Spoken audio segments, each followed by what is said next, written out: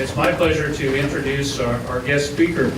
Dr. Daniel Jernigan is the director of the Influenza Division in the National Center for Immunization and Respiratory Diseases at the CDC. In that capacity, he manages some 300 staff around the world and a budget of $124 million. He's a graduate of Duke University and also Baylor College of Medicine.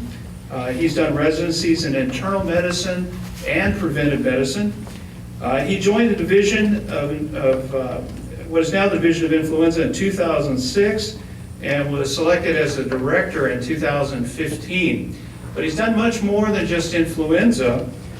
He has led all sorts of different epidemiological and surveillance teams in various diseases, the latest of which was Ebola, being there for over a month in Sierra Leone and for 6 months managing the program from Atlanta. He's also done West Nile surveillance in the U.S., SARS in Taiwan, and done a lot of work with anthrax and other agents that threaten our people and our country. It's a real treat to have him here. His son, I think, is an undergraduate. Are you in the room? So anyway, we kind of had a hook for him to come. Please join me in welcoming Dan as he talks to us about some of the new infectious disease threats.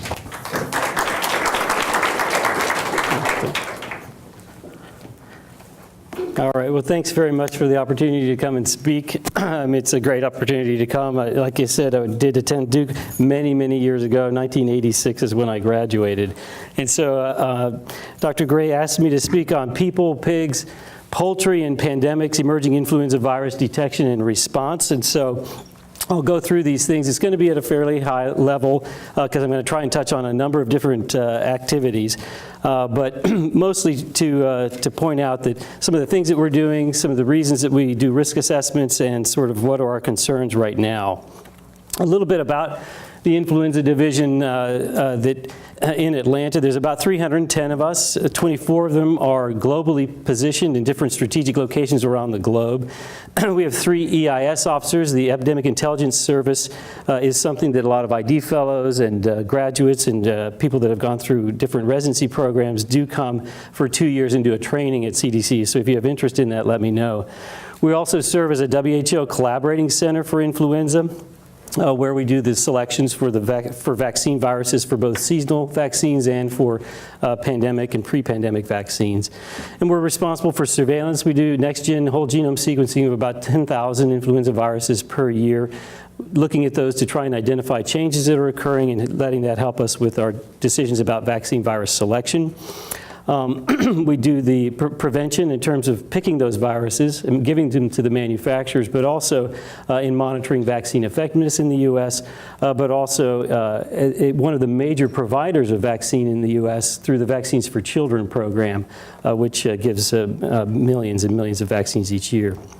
Treatment decisions in terms of policies for antiviral treatment, but also monitoring all the influenza viruses for resistance, and then readiness and response. So we're the responsible part of the federal government for any influenza threats that occur either from novel flu or from the emergence of a pandemic influenza.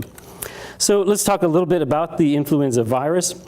So starting off, I think with a fairly familiar picture that folks have probably seen. I don't know who this guy is, but he clearly shows up in every influenza talk. Mostly just to show how it is that people get infected. So somebody has influenza, they cough it, sneeze it out, it goes to the back of their throat of somebody that breathes that in, and you get influenza. So respiratory route is the way that everything happens, mostly for influenza. If you kind of look at one little section of that particular cloud of droplets that this guy is spewing out, you can actually see that there's multiple sizes of droplets, some that go to the back of the throat, some that may go deep into the lung, different kinds of influenza viruses like different parts of the respiratory tract, and so you can kind of predict what kind of disease you get by where those particles and where those viruses are going to go. You'll notice the tails are going the wrong way. You'd think that if, like a comet, that they would be coming out, but his breath is actually a little faster than the particles coming out of his mouth, and it's creating not only large particles, but lots of little particles too that can go deeper into the lung as well. If you take one little area, one of those droplets, and go a little bit deeper inside, you can see the different morphology of the influenza viruses. So they look different in their shape, but also on the inside, the genes are very different. So you're going to see, some people in fact say that each one of these influenza viruses is slightly different from the other. So the genetics are a little bit different from virus to virus. And part of that is because the influenza viruses are RNA viruses, and so they have pretty bad error rates in their replication. If you look at one more, a little bit deeper, you can actually see on the outside of the influenza virus are the surface proteins. The two that are really important is this sort of Carolina blue-colored hemagglutinin protein and the Duke blue-colored neuraminidase. The hemagglutinin is what attaches to the receptors at the back of your throat. The cell that has that receptor pulls that virus essentially inside, and then it can spew out its 8 separate genes, begin replication, make copies of itself. And then on the way out, this dark blue protein, the neuraminidase, snips those receptors so that it allows the virus to release, and then you can cough that thing out and infect somebody else. So the hemagglutinin is where we get the H for H1N1. The neuraminidase is where we get the N for the N1, or the H1N1. The neuraminidase essentially is what also tamivir works against. And the hemagglutinin, the Carolina blue-colored one, is actually the immunogenic, the piece of the influenza virus that causes the body to have the biggest reaction where you make your antibodies against it. So we take these viruses, kill them, sometimes make live attenuated influenza vaccines, and use them to prevent disease so that this guy over here won't be infecting anybody. As an example of a robust immune response, I put this picture up. You can imagine that if this is the influenza virus in the light blue colored Carolina player here, this is what you want your body to be doing when it is exposed to the influenza virus. So if you give a vaccine that's effective, great, or if the body is responding appropriately. The influenza viruses, however, are often not looking the same all the time, so they're changing, and so because of that, the body here, the student body, may not actually recognize the virus any longer. I do put this up there here for one reason, because it's a gratuitous picture to show this man right here, which is my son, who will be graduating on May 12th. So congratulations to Christopher. Back to the virus. So like we said, there are 8 segmented genes inside. That means that you can have one influenza virus exchange those genes with other influenza viruses. This is a phylogenetic tree of each of those different genes. Since the beginning of the appearance of the H3N2 in 1968, when it first appeared as a pandemic. And you can see that each time the color changes is when we had to switch to a different vaccine because of the drift. So the virus is continually changing, and the hemagglutinin, as you can see, is the one that has the greatest amount of drift. The NA, of course, the neuraminidase, also has a fair amount of drift as well. But these 2 outer surface proteins are the ones that have to keep changing in order to avoid the body's immunity. And that constant drift is something that we'll talk about along with the antigenic shift in a second.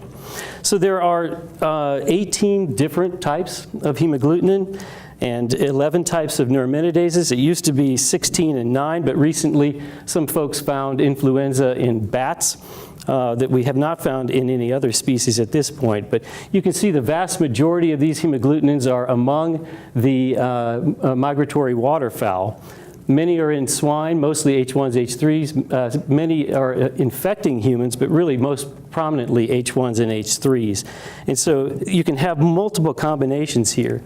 For instance, with the H5, which has expanded greatly around the globe, we now refer to as H5NX because there are so many different N types that are now compatible with the hemagglutinin, with the H5 hemagglutinin, that it's just simpler to call it H5NX.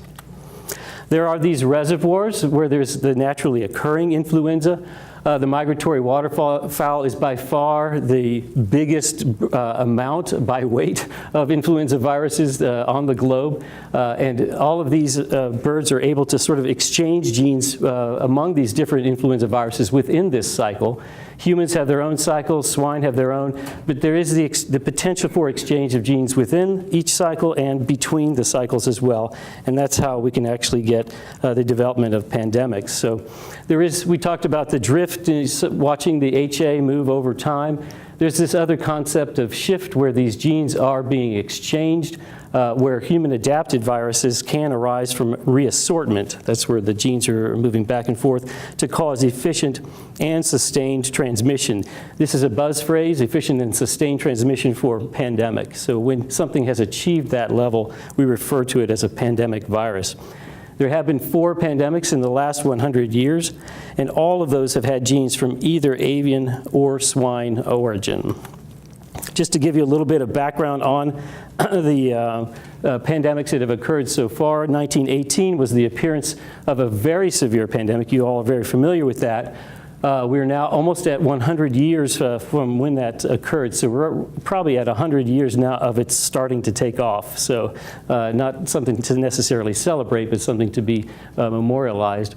50 to 100 million deaths globally.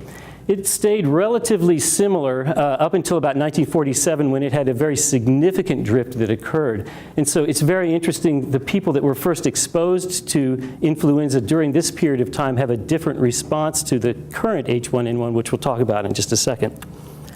So in 1957, things changed and there was the introduction of a new pandemic, this one having avian origin genes in it.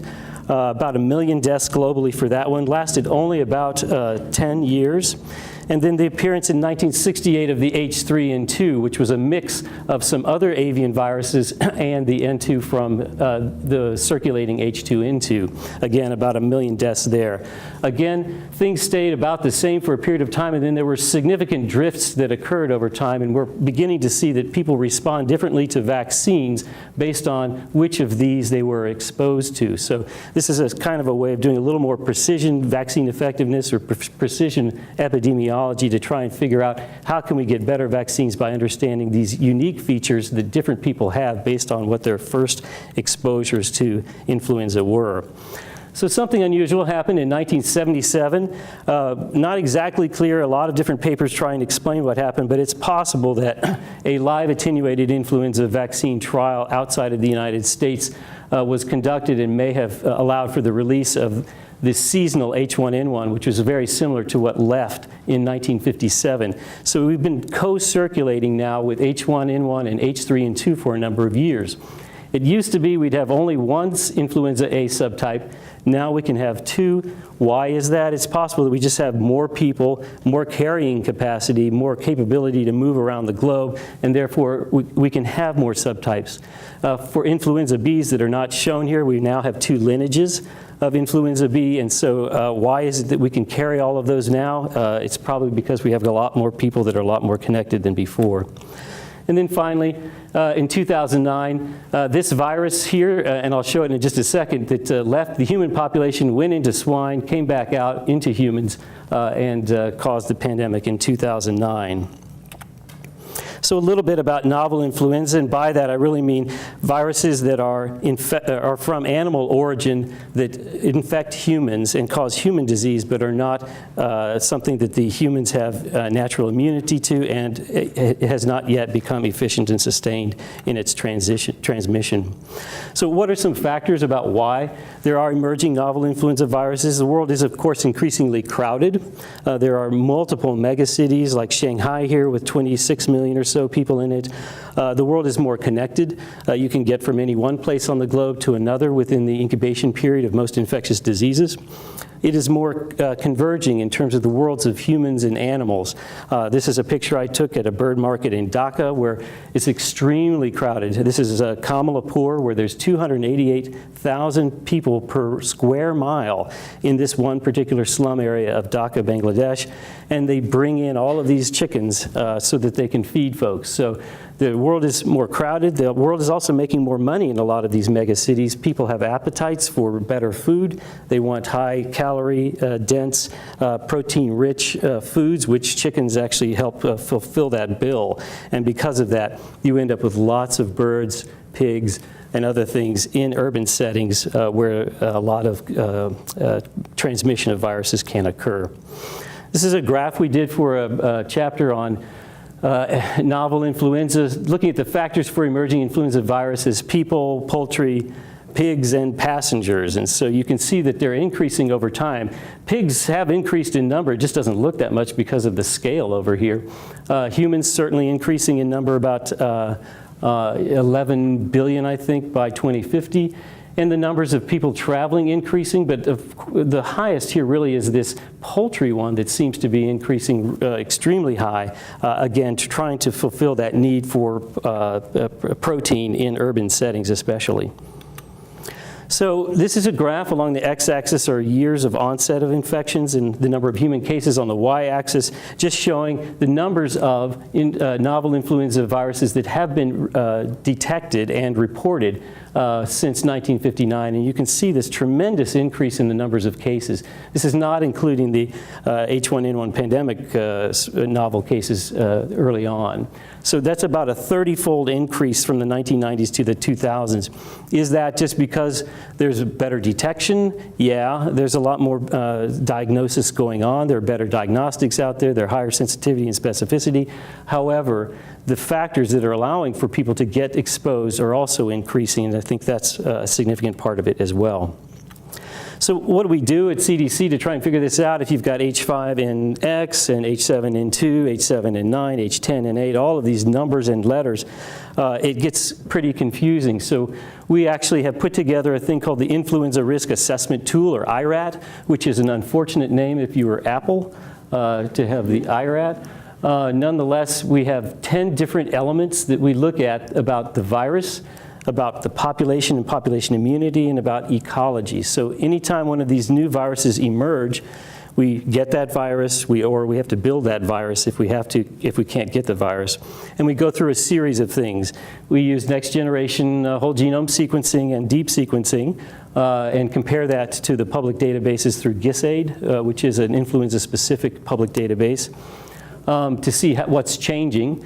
We look at receptor binding using glycan arrays, so sialic acids that are put onto a slide that you then can take the influenza viruses, put them on the slide, and see which receptors each different kind of virus likes. Does it like the alpha-2,3 in the upper respiratory tract, or the alpha-2,6 in the alpha-2,6 in the upper, or alpha-2,3 in the lower tract?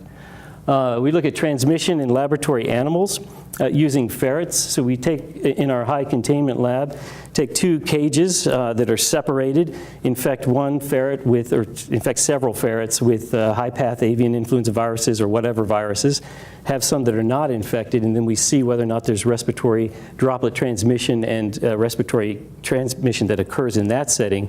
And then in a separate study, put them together to see if there is contact transmission between the 2 ferrets. And with that, we are able to see if these viruses have good mammalian transmission characteristics. We look to see with the neuraminidase inhibition tests whether or not the antivirals are still going to be effective.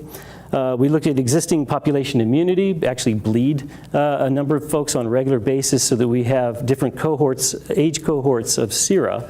And then from that, we're able to take the viruses and see, is anybody in these different age cohorts able to neutralize that virus, showing that they might have some cross protection.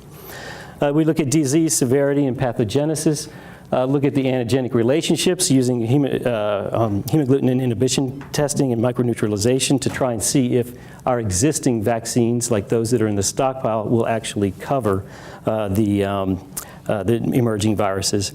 We look at where the viruses have been found, what kinds of animals are getting them, what kind of risks there are for humans, and then if there have been clusters and transmission of those infections to other people. So we have a series of smart people that have given disclaimers about their connections to manufacturing, and they actually do evaluate all of this with the available literature and the information that we provide from the tests that we do, and they come up with a score. And so those scores are actually then plotted here on two axes, because we actually look at all of those questions and weight them two separate ways based on the probability that that virus is going to emerge as a pandemic virus. And if it were to emerge, how serious, how severe would the disease be if they got it? And so you can see here there's a number of different ones that fall into different areas. Even the H5NXs, the different H5s have different scores that you'll find. But at the top is the H7N9 that appeared in China in 2013, the one that we're most concerned about now, and it, for the last, since 2013, has remained at that upper part of the graph ever since that period of time, and that's why we're spending a lot of time and effort looking into it right now. All of this is available on our website. If you want to go, you can actually read the scoring and so forth as well. So just a little bit about some of these viruses that we've been talking about. The H5NX, like I mentioned, first showed up in 1997, but really started taking off in 2003 in China, and subsequently got into the migratory waterfowl, and since that time has gone essentially all over the globe in various forms. So this is a graph with onset of illness by month across the x-axis and the number of cases for H5N1 cases, just showing you that there is a seasonality that occurs with a lot of these avian viruses, depending on where they are, but we do see that, especially with the H7N9. And notably in orange are a number of the viruses that were picked up in Egypt. And so you can see this enormous curve here, and there's a number of different discussions about what happened that year, because it was not necessarily a genetic change that happened, but clearly something happened. And a lot of folks have put their money on the Arab Spring. So there were a number of, or there was a lack of government oversight, a lack of regulation, a lack of mitigations for the appearance of HPAI, H5N1 in those in Egypt. In addition, there was an expansion apparently of what were called, quote, bird hotels, where buildings that had been made before the Arab Spring that stopped construction, that were essentially just floors of concrete, turned into agricultural places where they were raising the birds. So these bird hotels, I think, made it even that much more in terms of the amounts of birds, but also the difficulties that we were having without having much government at that time. If you look over time, the numbers of the H5 cases just accumulating up to about 860. These infections are more common in younger people relative to the other major one, which is the H7N9. All of these, or most of these, do have poultry exposure. There's about a 50 to 60% case fatality ratio in humans. That means that 5 to 6 out of every 10 people that are known to be infected die. So that's a very high case fatality ratio. It is highly pathogenic in poultry, which means the birds die, which means it declares itself. So it's easier to see when there is an infection within a flock, and you do have rapid die-off of those flocks. This is just to show sort of where it's gone since the appearance first in China. There's one event that some people point to, this Qinghai Lake event, where a lot of migratory waterfowl were in that area, and it was a very common flyway. And because of that, that probably allowed for the dissemination of a lot of H5 to occur. You can see the current issues happening here in Europe and in West Africa. In the United States, a relative, essentially, of this H5 made its way up through migratory waterfowl to Alaska and got into the North American flyways and essentially got into backyard poultry, but also into commercial poultry. It was about a $3.3 billion economic losses in the United States in 2015 because of bird die-offs and depopulation, because you have to kill these birds in order to stop that transmission from occurring. We did not have any H5 cases in the United States. However, we did monitor not every single, but most of the cullers, most of the people that were doing the depopulation to determine if they were getting sick, and we did not find any that were swab positive. Just a little bit about low path versus high path. So low pathogenicity and highly pathogenic avian influenza viruses, these categorizations are for poultry, really for chickens, and how they respond to being challenged with these viruses. LPAI, or low path, or the poultry are generally asymptomatic, With high path, there's a high fatality and rapid flock die-off. And so you can see these turkeys in Minnesota that just as they recognized that there was high path H5 in this flock, they took this picture, and 24 hours later you can see what happened. So in naive birds, especially in turkeys, you can see this rapid die-off. And so this is a terrible virus for poultry and for agriculture. Only H5 and H7 subtypes can be the high path, and H5 and H7 low path can spontaneously become high path. So with the introduction of just a few base pairs into the hemagglutinin gene, you can turn it from that to that. And so this can happen overnight, as it did this year in Tennessee and then last year in Indiana in turkey farms. H7N7 appeared in 2003 in the Netherlands, again with a significant amount of bird die-off, but also of depopulation that had to occur there.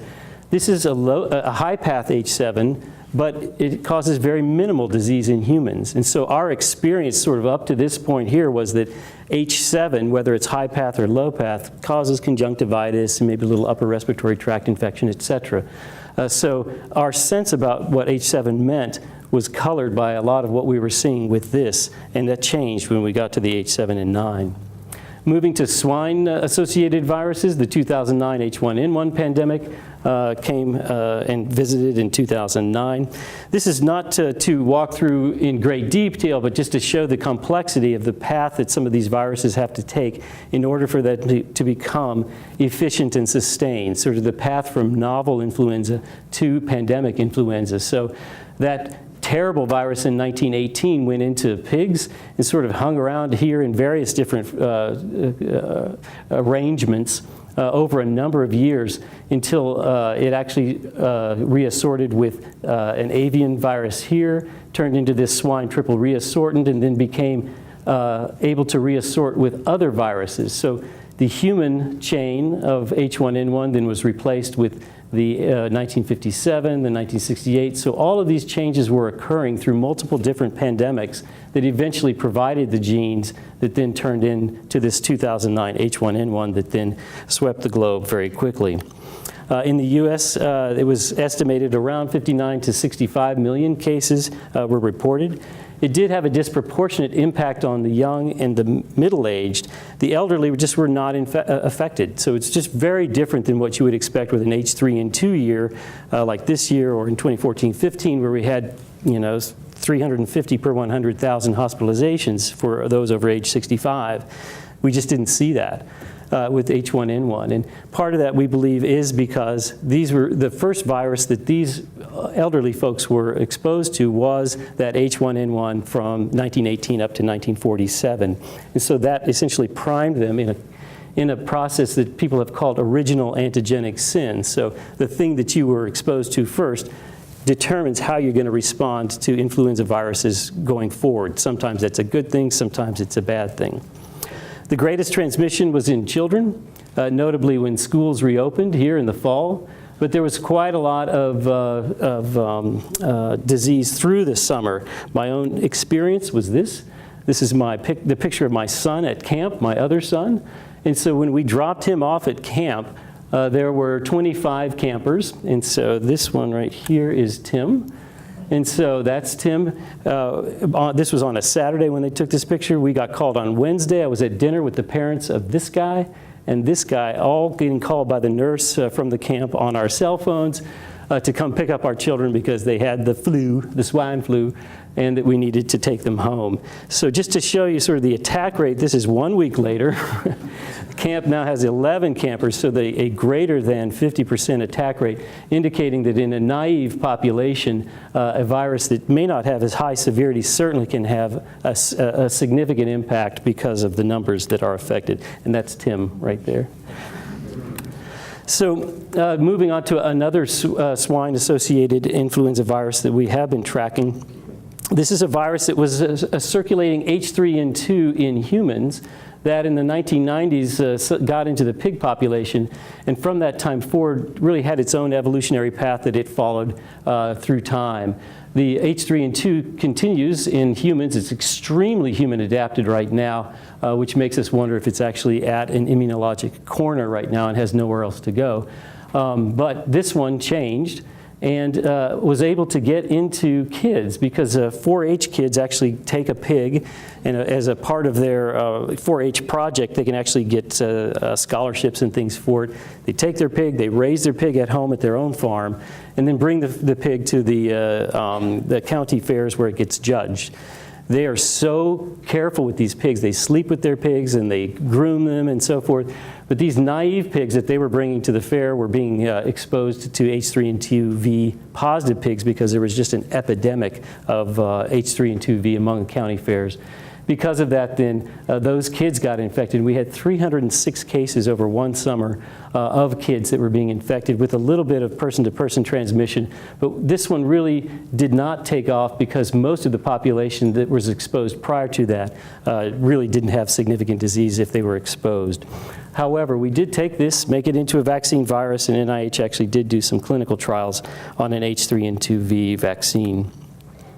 H7N2 is the most recent of these unusual viruses. This is the first of a avian influenza virus really hitting a significant number of cats at one point and becoming feline adapted.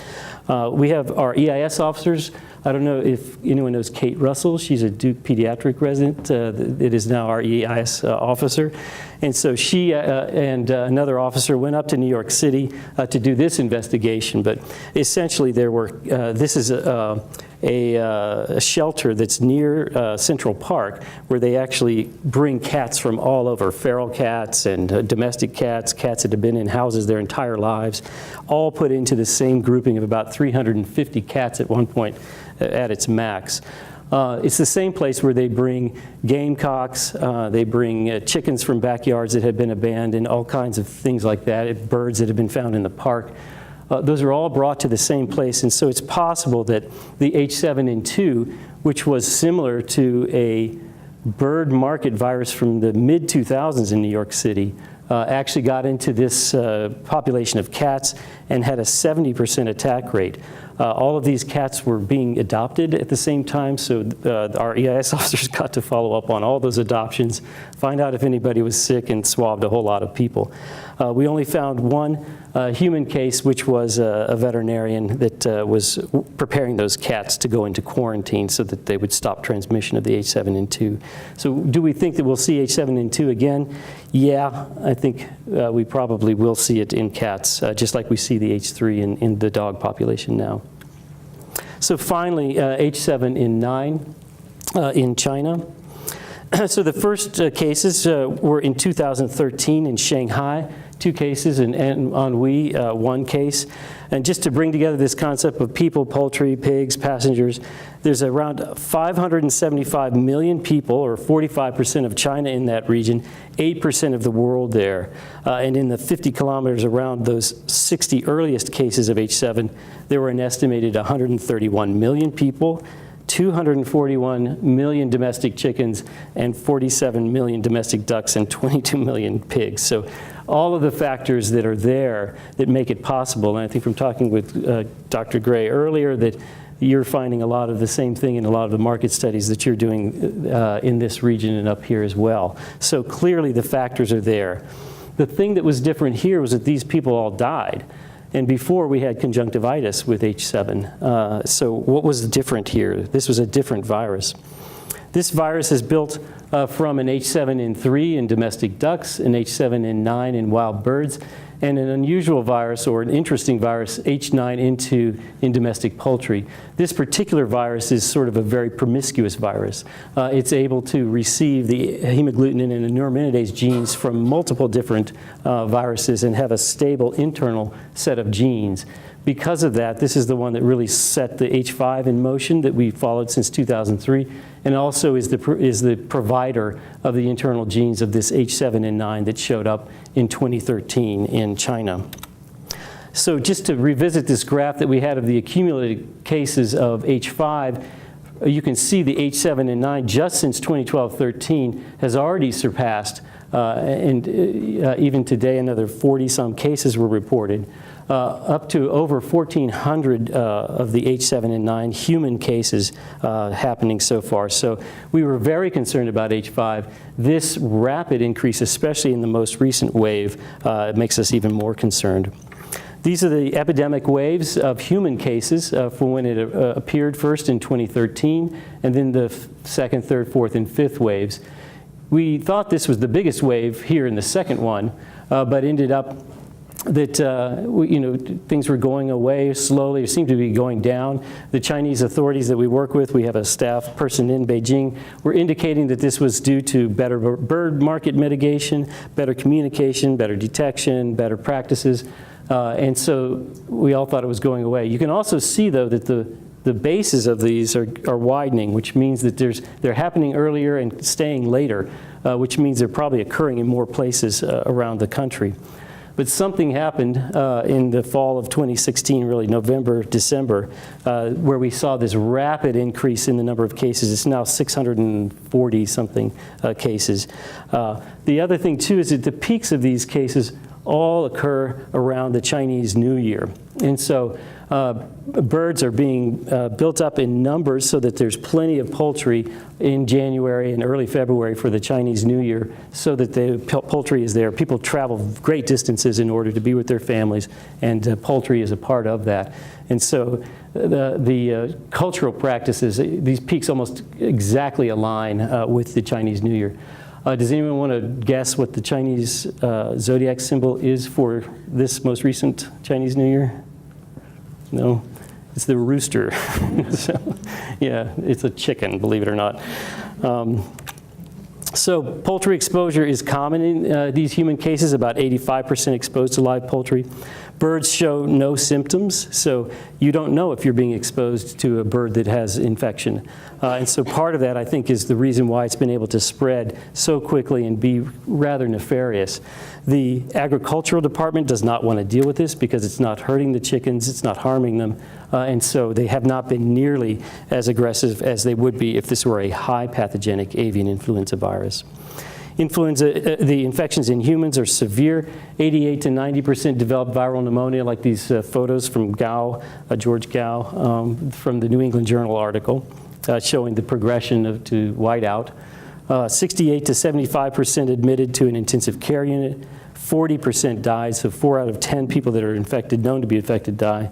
And there are 35 reported clusters, most of them among family members, some in healthcare. There's been no tertiary transmission. So the bird gives it to a person gives it to a person, but then we don't have anything past that at this point, and that's a good thing. So there is not any sustained and efficient transmission. But there are genetic factors that do indicate that this virus is different and has the potential for better transmission. If you compare the ages of the H5 here, the number of cases here, age groups along the x-axis, you see that H5 cases are much younger, and H7 cases are much older. Exactly why this is, we don't know fully. There's lots of narratives and explanations about why this is the case. Old men tend to go to the markets and things like that. It has been proposed also that the viruses that people were first exposed to, these folks would have been first exposed to H3, these folks would have been first exposed to H1, the old H1, and because of that, those differences may in fact be something that's leading to what we're seeing. So human immunologic factors that are participating in determining what is the age range, not just epidemiologic factors. So if you look at the map of China, you can see a lot of the cases through the fourth waves were where the people are and where the chickens are, actually. And they're here along the coast with Hong Kong down here, Shanghai here, and Beijing up here. So that was the first through the fourth waves. Just in this most recent wave, you can see the great number of cases still where the people are, but a much greater westward expansion and southeast and southwest expansion. And so of concern is that we've got now in Guangxi, next to Vietnam, where they have very little capability to do a lot of infrastructure there to prevent transmission. Plus, there's lots of border movement of chickens across these borders into Myanmar, India, Nepal, etc. We have people in Bangladesh, in Vietnam, in Laos, and in Beijing that are monitoring this, and we have increased the amount of surveillance that's happening along the border as well to try and detect it. These dots that are on here are the high-path avian cases. There are now 20. They're not all listed on here, but you'll note that these high-path human cases, which are actually the sentinels for finding it in birds, are very close to Vietnam, and so that's of great concern for folks there. So this is a phylogenetic tree here. At the bottom is in red are the two vaccine viruses that we put into the vaccine that's in the stockpile for H7. They're also the same as the wild type for this hemagglutinin gene tree. The farther up you go and the farther in you go, the more distance genetically you are from those two viruses. There has been the emergence in the fifth wave, this entire Yangtze River Delta lineage, which is genetically different from the vaccine virus and different from the prior wave viruses. And so this is of concern to us because that means that our vaccine no longer works, but also there have been genetic changes that have allowed for this thing to really take off in multiple different areas in China. You'll also notice that in this red box here is the emergence just this year, just this wave of the highly pathogenic avian influenza virus. So no longer is this just causing low path, not causing disease in chickens. It is now starting to kill the chickens. And for a virus that has a 40% case fatality ratio in humans, now that it's HPAI, it may mean that those viruses are able to replicate in more organs in the body, and so we may see greater severity of disease in humans that are infected with HPAI. This is a diagram of a sialic acid glycan array. So this blue stuff, this blue part of this array here goes along with this upper respiratory tract, which are the alpha-2/6 mammalian human-like receptors that you need to have the ability to bind to in order for you to be efficient for human-to-human transmission. This is an H1N1 virus, the seasonal virus that left in 2009, highly human adapted. And you see most of the signal happening over here on the alpha-2/6 side.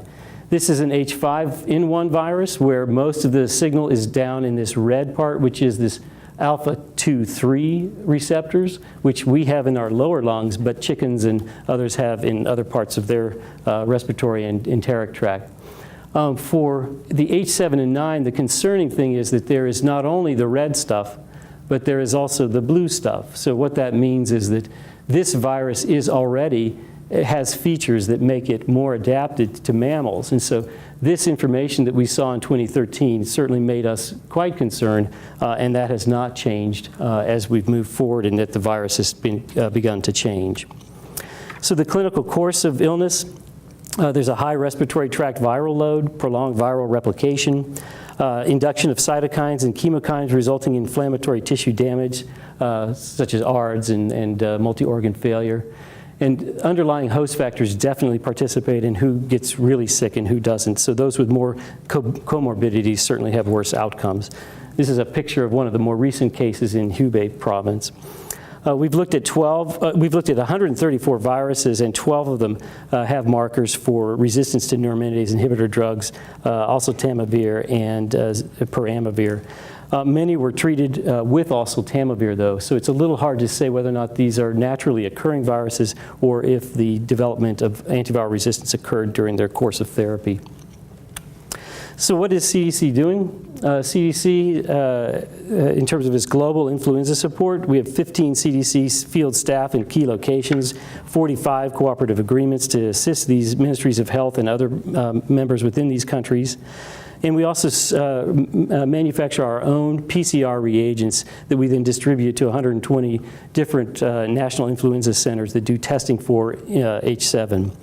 Our current activities in the region include strengthening human surveillance for H7N9 in Asia and in the US among travelers. So clinicians, if you have somebody that comes in that is from China that has respiratory symptoms, you might ask them if they had any poultry exposure and try and test them for influenza. If you're using a good PCR, it should come up as influenza A. We're enhancing laboratory capacity, supporting outbreak response, conducting live bird market surveillance, and supporting antiviral resistance in a number of places. These dots are where we have staff that are currently permanently assigned in those regions. In terms of vaccine, we are using synthetic biology and reverse genetics to build candidate vaccine viruses that we then will be able to give to manufacturers so that they can make vaccine. And the Biologics and Advanced Research and Development Authority of HHS has already received funding to purchase manufactured vaccine. NIH will be doing some clinical trials with the new vaccine for H7N9. So in conclusion, for H7N9, the risk remains high. It's the highest of the evaluated novel influenza viruses, but we've not seen any sustained or efficient human-to-human transmission. The case numbers are up. It's higher this wave than any others. The virus is changing with the genetic changes that would require us to make new candidate vaccine viruses. But most of those H7N9 viruses are maintaining genetic markers associated with increased transmission in humans. And with the new change to the emergence within a subset of those viruses being high path, it's definitely likely to impact the poultry business and the Ministry of Ag response, but also may lead to increased severity in humans as well. So finally, influenza viruses are constantly changing, requiring ongoing surveillance and frequent vaccine virus changes. The path from novel flu to pandemic flu is complex and often is the result of multiple virus changes in birds, swine, and humans. And the number of emerging novel influenza viruses is increasing, requiring ongoing laboratory and epidemiologic investigations for risk assessments. And so a lot of folks to thank that I'll put on there. And then just a little advertisement here. If anyone is interested in EIS or other opportunities at CDC, you can come and talk to me afterward about that. So thanks.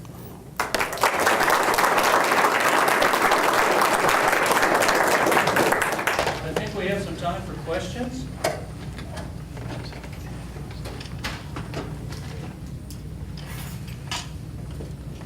A couple questions.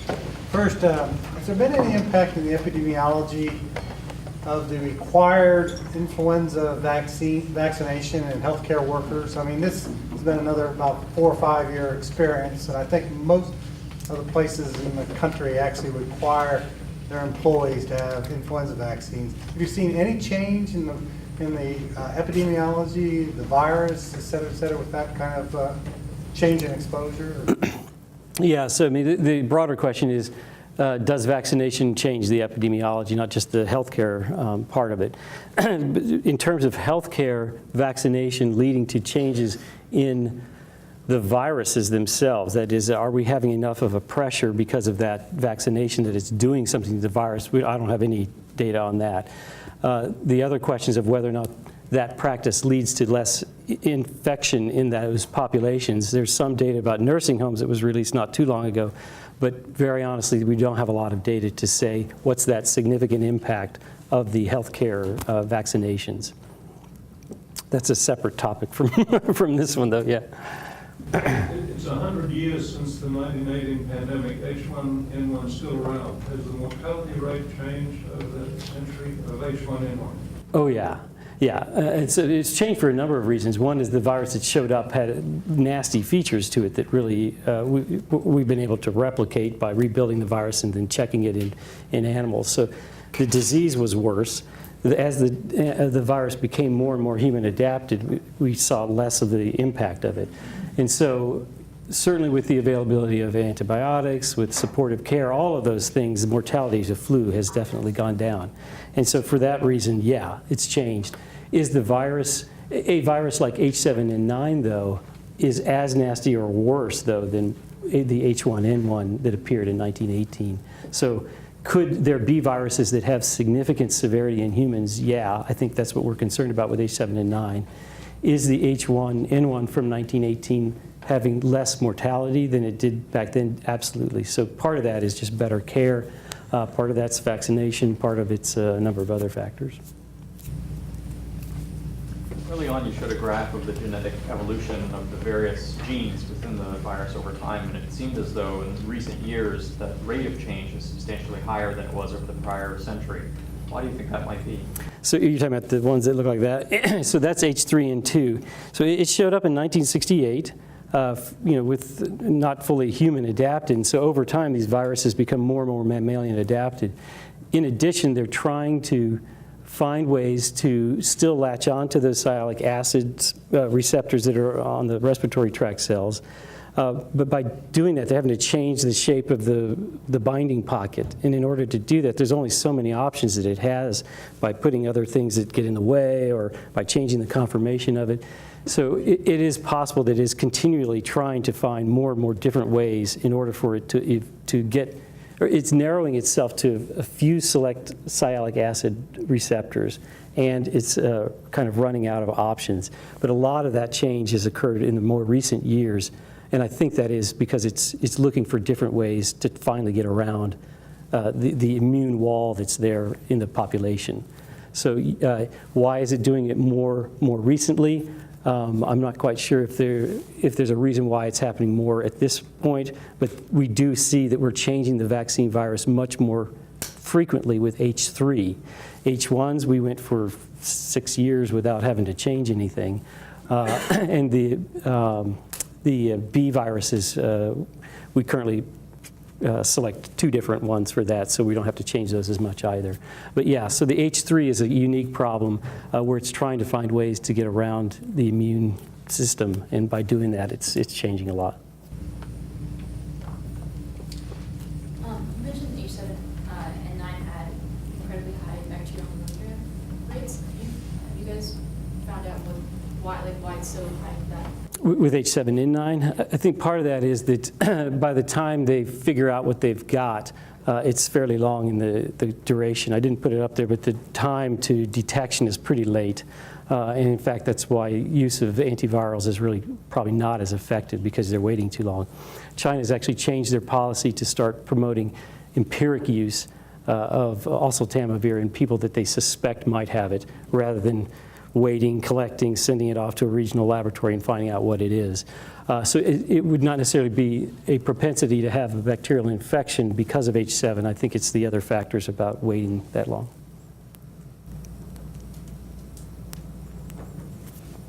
So in regards to the increasing cases in China over this last winter period, you had mentioned the widening out of the bases, suggesting that it might be identified in a larger area of the country, maybe not. So is that also still closely associated with live animal markets, or, and in addition to that, did they reclose their live poultry markets? And yeah. Is that something that is even effective? So they have policies of what you're supposed to do in bird markets about shutting it down, not having birds be there overnight, and cleaning it once a week, shutting it down once a month. If I'm getting it, it's the 1110 policy.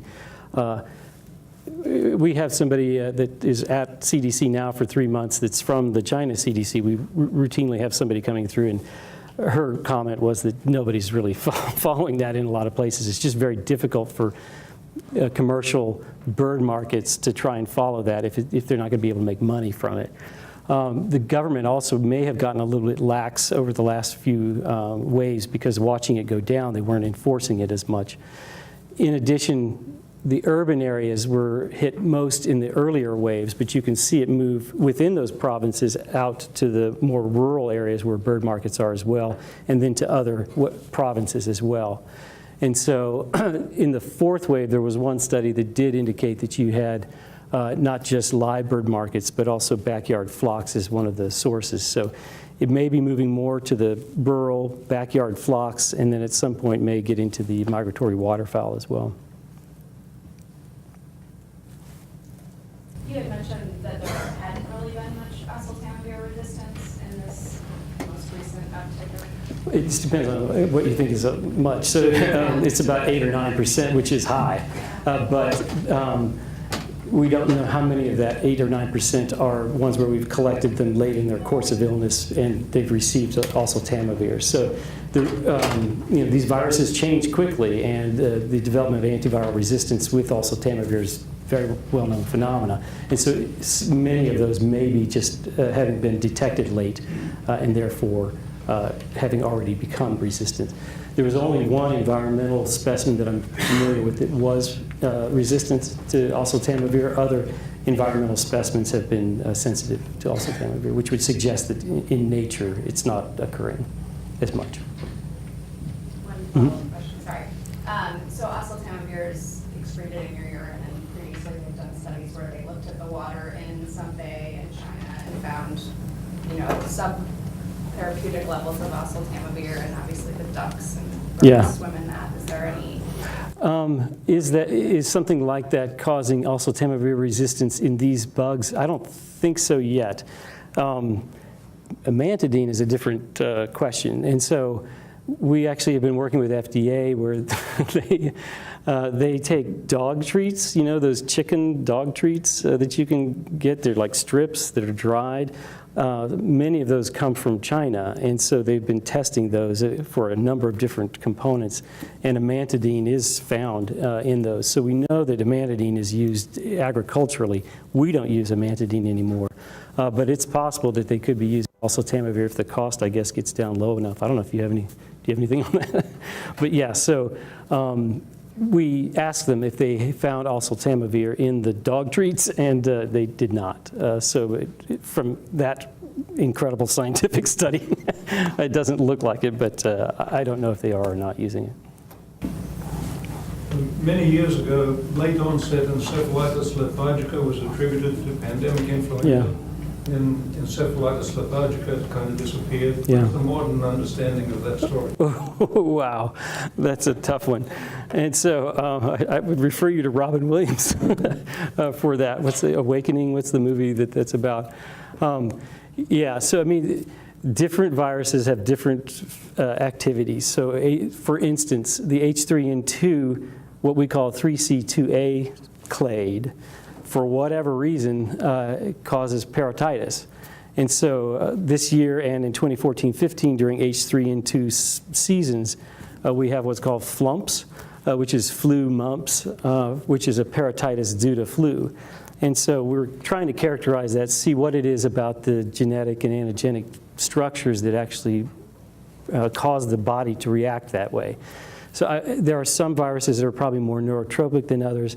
I just presume that the virus that came out in the H1N1 that came out in 1918 had some of those features that led to there being neurotropism in that particular issue with the amantadine sensitive dementia or encephalopathy.